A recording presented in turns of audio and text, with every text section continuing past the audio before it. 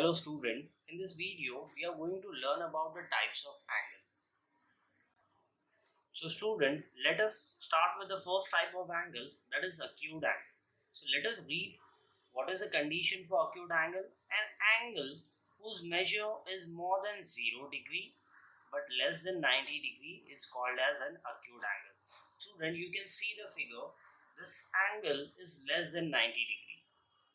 Right now the angle is 40 degree. So if you see, you can observe that it is less than 90 degree and more than 0 degree. So this is a acute angle. This is a condition for acute angle. So the next type of angle, students, it's a right angle triangle. So what is the condition for right angle triangle? An angle whose measure is 90 degree, that is exactly 90 degree, is called a right angle triangle. If you can see the figure, student, see, it is exactly 90 degree. Now the next type of angle is obtuse angle. So we are going to see what is the condition for obtuse angle. Let us read, student. An angle whose measure is more than 90 degree but less than 180 degree is called an obtuse angle. If you see in the figure, the exact angle of this is 120 degree. So we can say that it is more than 90 degree and it is less than 180 degree. Now student, we are going to discuss about the next type of angle, that is straight angle. Let us read the condition for the straight angle. An angle whose measure is 180 degree is called a straight angle, right? Student, if you look at the figure, it's a straight line. Okay, so the straight line has a figure. The straight line has an angle of 180 degree, right? So see student, angle XOY will be 180 degree. So straight line will always have an angle of 180 degree. So straight line which has an angle, that is known as straight angle. Okay, you can say, no, in either other way you can say a straight line has an angle 180 degree which is said to be a straight angle. You can say like that also, it's okay. An angle whose measure is 180 degree is called a straight line. That is by definition. But you can also say that the straight line whose angle is 180 degree is said to be a straight angle. That's it. If someone asks you what is straight angle, it's 180 degree. Now the next angle, that is types of angle, is a reflex angle. An angle whose measure is more than 180 degree but less than 60 degree is called a reflex angle. If you see student, when we measure this angle with the help of protractor, it is 300 degree. That is, it is more than 180 degree and less than 360 degree. So we can say it satisfies the condition. Therefore, it is a reflex angle. Now student, we are going to learn about exterior angle property. What is exterior angle property that we are going to learn? Look at the figure, student. You see, you have triangle ABC, okay, which is a right angle triangle, right? But student, you have been observed that in a right angle triangle, you can say that angle X, angle Y and angle 90 degree is the interior angle of a triangle. Yes, we can observe that they are interior angle of a triangle. But whereas E is the exterior angle to the triangle, it's out of the triangle. No? This angle formed out of the triangle, right? So it is said to be an exterior angle. So whenever we have such kind of diagram, we have a property that we need to apply for. If we, let us say student, we know this all angles are known. Okay, we know the value of X, we know the value of Y, and we know this 90 degree is a right angle triangle. So we almost have all the three angles, but we need to find the exterior angle. So there implies a property known as exterior angle property. So how to find out the exterior angle property? Student, just see, write down exterior angle E degree is equal to sum of this two angle. Sum of this two angle, that is 90 degree plus X degree will give you the value of this exterior angle. So we need to avoid the adjacent angle of this exterior angle. See, this is a straight line, right? So we find that angle Y is adjacent to exterior angle E, and they are also a linear pair to each other, right? They are linear parallel. So we can't include Y. We should accept this angle, we should include these two angles. So this two angle will add up to this exterior angle. So see student, we say exterior angle is equal to 90 degree plus x degree, right? So we can easily find out the value of exterior angle. So this is known as exterior angle property, student. We can do one more example. Now student, let us understand in the second example what is exterior angle. See, it's so easy. You just need, see, Z angle is the interior angle of this triangle. Yes, even X angle and Y angle, they all are interior angles. But if in case we need to find this exterior angle value, so what we are going to do, we will accept this Z angle. This is adjacent to exterior angle, right? It's a linear pair of adjacent angle, and see, you can see it's on a straight line, so we can apply a property angle on a straight line also. Okay, so accept this angle, addition of this two angle will give me the value of exterior angle. So see, exterior angle is equal to x degree plus y degree, where x and y are the known values. So therefore, you can easily find out the exterior angle. So this property is said to be as exterior angle property. Now student, we are going to learn one more different property, that is angle sum property of a triangle. What does it mean, student? Let us see, you have a triangle A, B and C, right? And you have the angle values, that is small a degree, small b degree and small c degree. So for every triangle, whether it's a non-right angle triangle or whether it's a right angle triangle, what is the property? This property means the sum of angle in this triangle is equal to 180 degree, or addition of this three angle is equal to 180 degree, or this three angle adds up to 180 degree, student. So let us write down. We will say, okay, angle A plus angle B plus angle C is equal to 180 degree. We can say that? Yes. So we will say that sum of angle is equal to, we will say like this, sum of angle,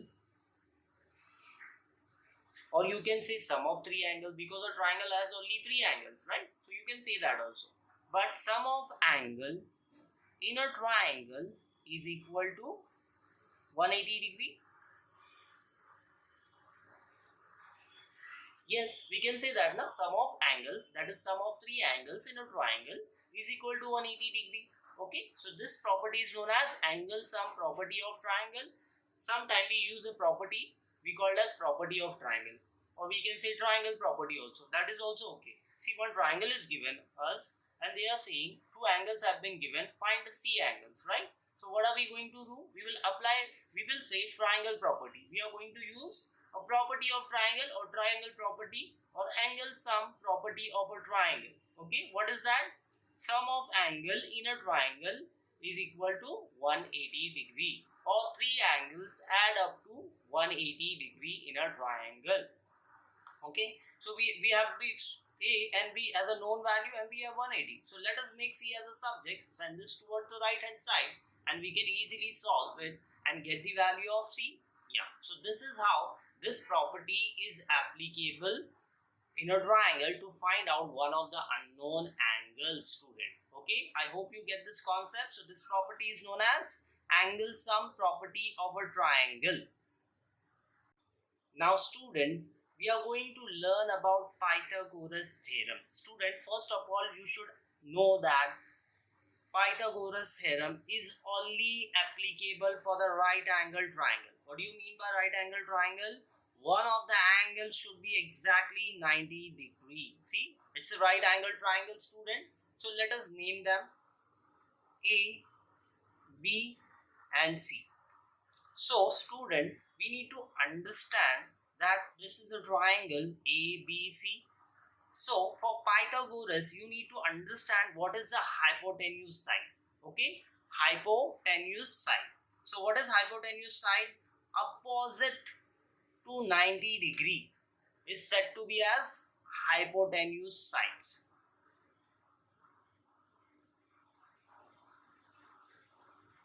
Okay, opposite to 90 degree is said to be as hypotenuse sides. So side AB and BC are the adjacent side of 90 degree.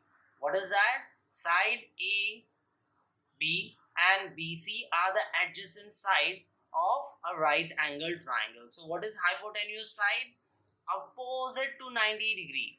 This side is said to be as hypotenuse, student. So let us apply a Pythagoras theorem. So I already told you Pythagoras theorem is applicable for right angle triangle, which means where the angle, one of the angles should be exactly 90 degree. So let us student apply the Pythagoras theorem. We will say according to the Pythagoras theorem, hypotenuse square,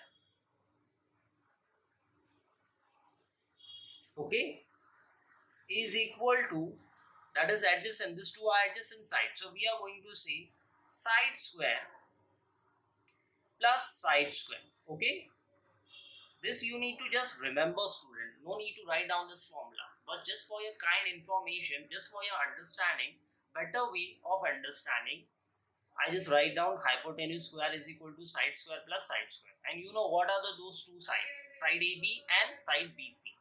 Okay, I'm talking about these two sides. Okay, so let us see what is hypotenuse right now. Hypotenuse is AC. So we can say it's a AC square. Okay. Then what is one of the side? AB. So we will say AB square. What is the other side? BC. So we can say BC square, student. Okay. Now if someone says me, please find out the value of AC. Here it's AC square. So what gonna do? I will say AC is equal to, let us make the right hand side under root. See, I made it to the under root. So it's become root of, that is square root of AB square plus BC square. Do you get this, boys? So this is how it works. So here we can easily find out the value of AC, or else sometime this was the first condition. Now sometime they might give you hypotenuse side and BC, they will say find one of the sides. So what are we gonna do? We will make AB as a subject. So to make AB as a subject, we need to send BC towards the left hand side. That means AC square will be as it is. BC square is coming from the right hand side to the left hand side. So make it negative and it will become BC square.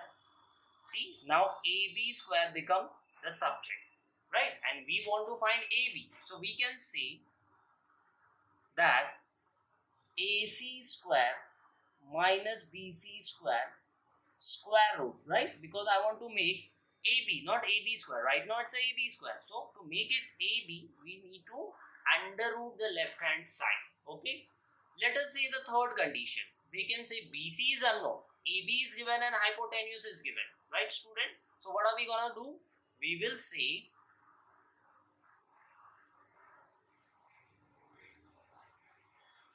let us make BC as a subject. So AB need to be sent to the left hand side. So write down AC square as it is minus AB square, because it is moving from right hand side to the left hand side. So it will become BC square. Now what are we gonna do, student? Let us make BC as a subject.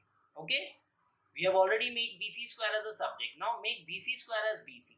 So as we write down BC square as BC, we need to under root the left hand side, that is square root. We will say square root of AC square minus AB square. Do you get this, student? I hope you understood this concept very well. That is based on Pythagoras theorem. Okay, it's a Pythagoras theorem. So student, thank you for watching the video. For more videos, student, like, share and subscribe the channel.